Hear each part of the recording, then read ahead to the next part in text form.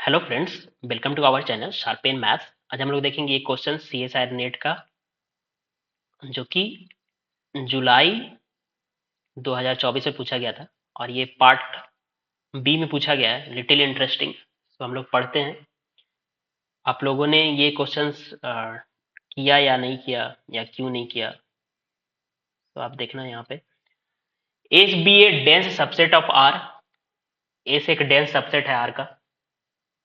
तो काफी दिमाग में बहुत सारी चीजें एग्जाम्पल आ जाता है, क्या ले सकते हैं, आना चाहिए पढ़ने के बाद। If R to R be a given function, define G S to R. एक आर फंक्शन एफ फंक्शन है, फिर जी ए को डिफाइन किया गया है जो कि एस सेट पे डिफाइन है, जिस सेट पे जी का वैल्यू एफ के वैल्यू के बराबर है। Which of the following statements is necessarily true. कौन सा स्टेटमेंट नेसेसरली ट्रू है?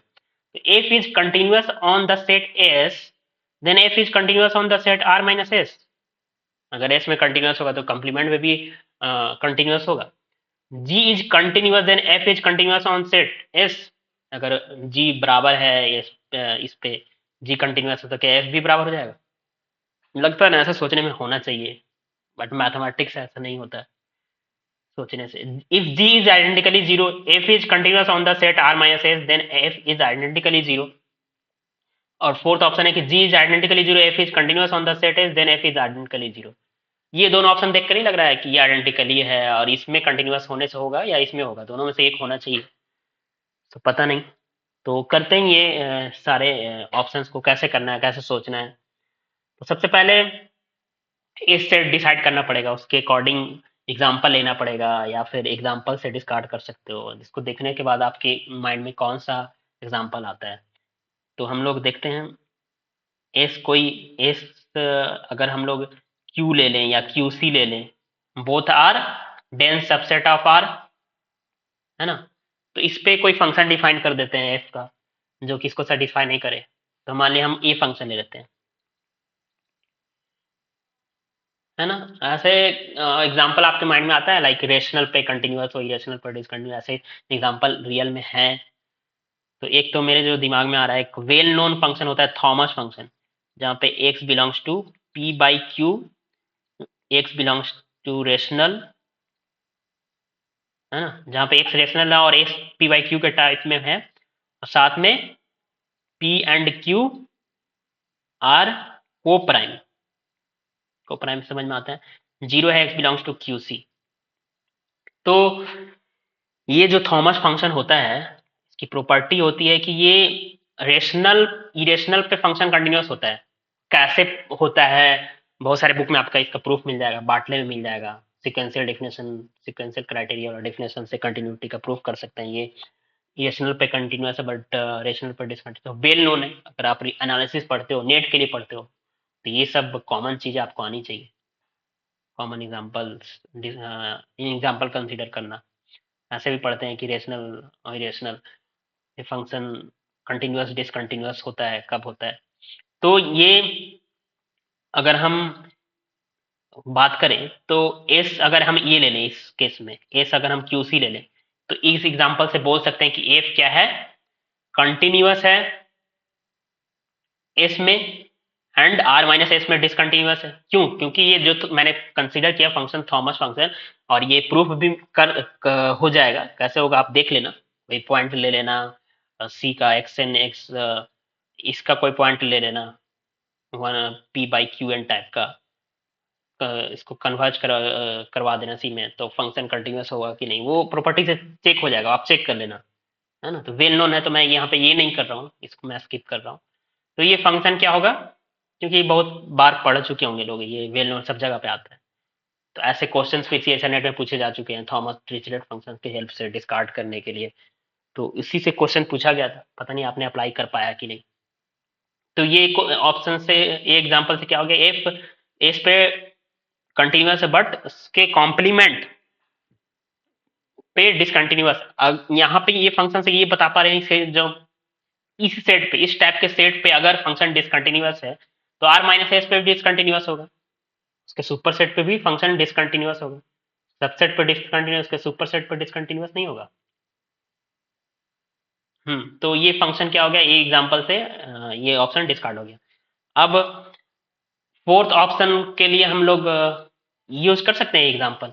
मान लिया हम लोग जी फंक्शन ले लें, G Q C is equal to S to R, तो G X is equal to F X is equal to 0 ले लें। तो ये फंक्शन जी क्या है, यहाँ से आइडेंटिकली 0 है ना, पूरे अपने डोमेन सेट पे फंक्शन का वैल्यू 0 है,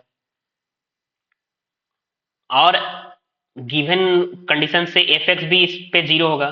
तो ये एग्जाम्पल इसके प्रॉपर्टी को सेटिस्फाई कर रहा है। एफ कंटिन्यूअस भी है एस पे, ये एग्जाम्पल के थ्रू। तो क्या एफ आइडेंटिकली 0 है? नहीं, आइडेंटिकली 0 नहीं है, क्योंकि इस सेट पे तो 1 है, नॉन 0 है। एफ इज आइडेंटिकली नॉट 0, तो ये ऑप्शन भी डिस्कार्ड हो गया। अब सेकेंड ऑप्शन पे आते हैं, जी इज कंटिन्यूअस, तो F is continuous on S. तो क्या ये एग्जाम्पल से काम चल जाएगा? जी इज कंटिन्यूअस, अगर हम एग्जांपल ले लें तो जी क्यूसी में कंटिन्यूअस है, एफ भी क्यूसी में कंटिन्यूअस है, ये फंक्शन भी कंटिन्यूअस है। तो एग्जांपल से तो डिस्कार्ड नहीं हो रहा है। अगर ट्रू हो रहा है तो हमें प्रूफ करना पड़ेगा, डिस्कार्ड होगा तो दूसरा एग्जांपल कंसीडर करना पड़ेगा। अगर आप सोचते हो कि हम S is equal to Q ले लें, तो G X is equal to F X is equal to 1 ले लें, ठीक है। तो is not completely Q, it can be dense, we can consider s, but we have to check.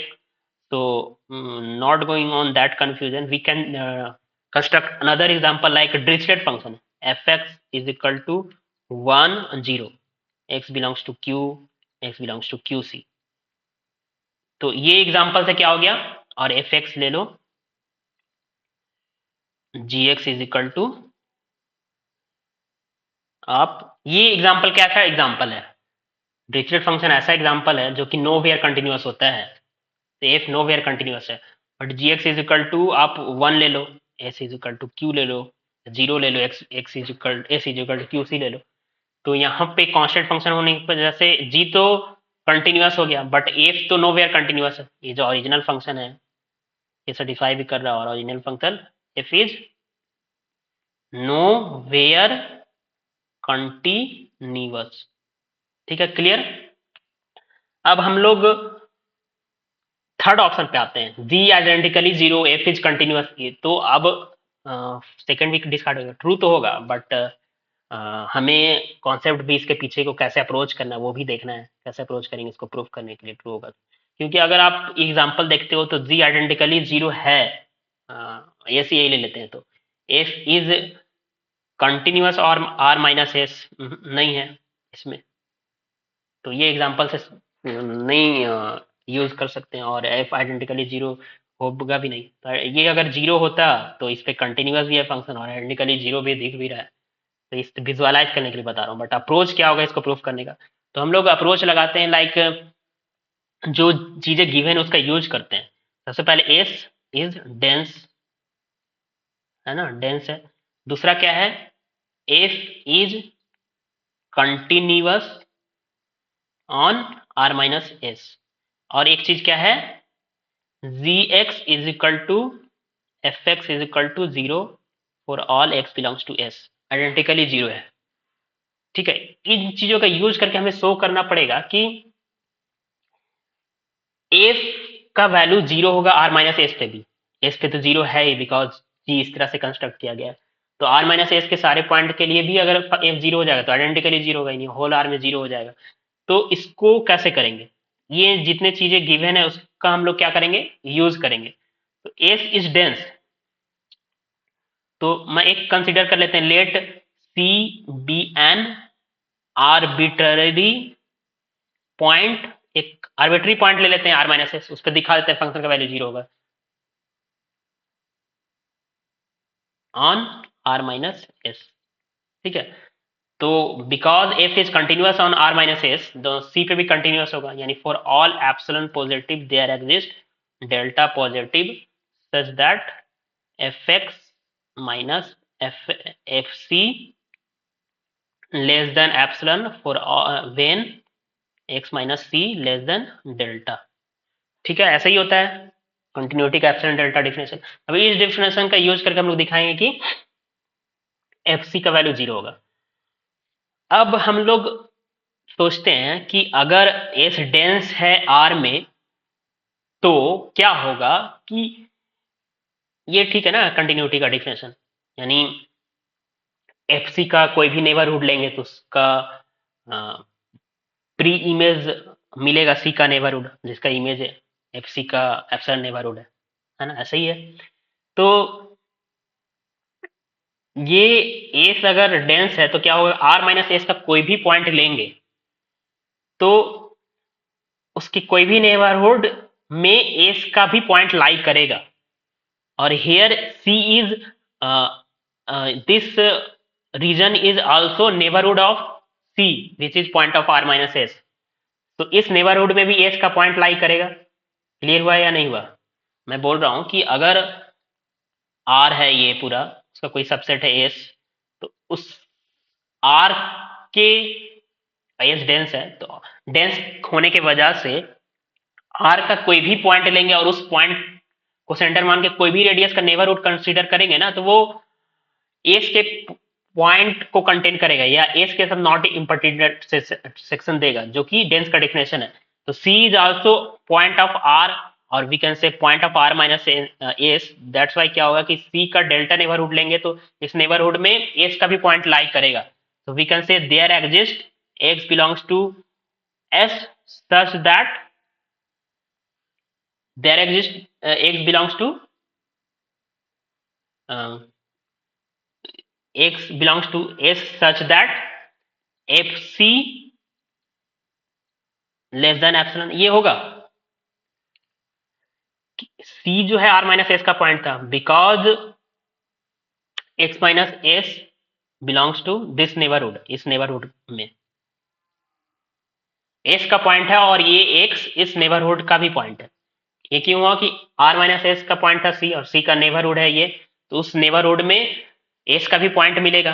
तो there exist x belongs to s such that, अब अगर s का point हो गया x, तो सोचो ये मैं क्यों लिखा, क्योंकि s पे तो g का वैल्यू 0 है, यानी f का भी वैल्यू 0 हो गया इस प्रॉपर्टी से। तो F C less than epsilon, that imply F C बराबर 0। तो इससे हम लोग क्या बोल सकते हैं, यहाँ पे ये भी क्या हो गया, 0 हो गया, यानी कोई आर्बिट्री पॉइंट लिया था उस पर फंक्शन का वैल्यू 0 हो गया। ये क्लियर हुआ ना? एप्सिलॉन तो आर्बिट्री होता है, तो एफ सी 0 हो गया। तो इसी तरह से आर माइनस एस का कोई भी पॉइंट लेंगे तो उस पर फंक्शन का वैल्यू 0 आ जाएगा, या फिर आर्बिट्री लिए तो उस पर 0 आ नहीं कर सकते हैं, सारे पॉइंट पे 0 आएगा। आर्बिट्री ये इसलिए तो मैथमेटिक्स में यूज होता है। तो यहाँ से क्या हो गया, फंक्शन आइडेंटिकली 0 हुआ। तो इसको प्रूफ करने के लिए क्या यूज किए, कंटिन्यूटी का यूज किए, डेंस का यूज किए, इसका यूज किए, प्रूफ हो गया। तो यहाँ से क्लियर हो गया कि आइडेंटिकली 0 है, आर माइनस एस पे कंटिन्यूस होने के बाद ही क्या होगा, आइडेंटिकली 0 होगा। तो आई थिंक आपको क्लियर हो गया होगा। ओके, तो आपने ये अप्रोच किया था, कैसे किया था, आपको कोई और अप्रोच दिमाग में आ रहा है, लाइक सिक्वेंशियल डिफरेंस से इसको कर सकते हैं, कोई और अप्रोच लगा सकते हो, आप कमेंट बॉक्स में कमेंट कर सकते हैं। Okay, thank you.